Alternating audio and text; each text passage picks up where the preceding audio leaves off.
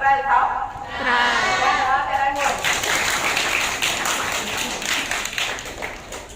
តើរដ្ឋដំបងរបស់សៀមស្ថិតនៅឯណា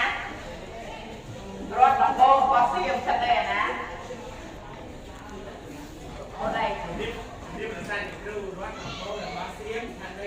ខេត្តគឺណានៃប្រទេសចិន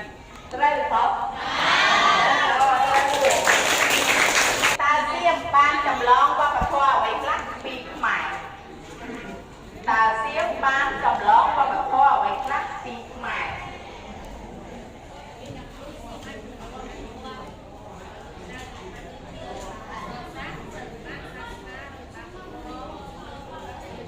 ត្រូវថោតតែមួយបានចម្លងវប្បធម៌ខ្មែរដូចជាច្រើនដូចជាអក្សរសាស្ត្រសាសនាសិល្បៈរបៀបគ្រប់គ្រងរដ្ឋបាលនិងគុណច្បាប់ផ្សេងតើហេតុអ្វីបានជាសៀមចម្លងវប្បធម៌អរិយធម៌របស់ខ្មែរហេតុអ្វីបានជាចម្លងទៅហេតុអ្វីបានយកទៅយ៉ាងនេះអ្នកគ្រូបានជាសៀមដណ្ដើមយកអរិយធម៌និងវប្បធម៌របស់ខ្មែរព្រោះសៀមប្រជាជនសៀមមានអរិយធម៌និងវប្បធម៌របស់ខ្លួនចង់លុបបំបាត់ពុទ្ធសាសនានិងចង់បញ្ចូលទឹកដីខ្មែរជារបស់ខ្លួនត្រូវថោយ៉ាងតែដៃមួយ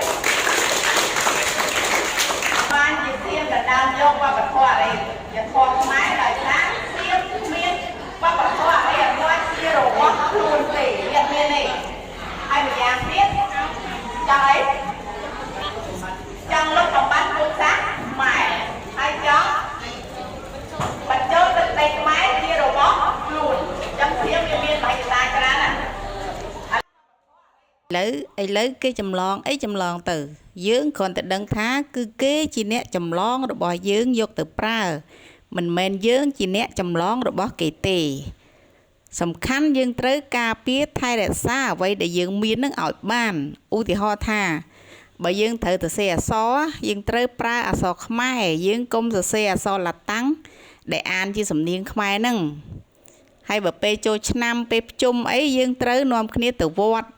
ដោយស្លៀកពាក់ហូលផាមួងយើងកុំស្លៀកអាសម្លៀកបំពាក់ដែលខ្លីខើចលើខើចក្រោមអីចឹងណាហើយមួយទៀតពេលចូលឆ្នាំយើងត្រូវនាំគ្នាលេងល្បែងប្រជាប្រិយចោលឈូងទាញព្រាត់លាក់កន្សែងអីជាដើមហើយដល់ពេលយើងរាំវិញយើងត្រូវរាំបទរាំវង់រាំក្បាច់សារវ័នអីទៅយើងកុំរាំបទញាក់កត្រាក់កត្រើកវាមិនល្អទេចាអរគុណតែដៃមួយ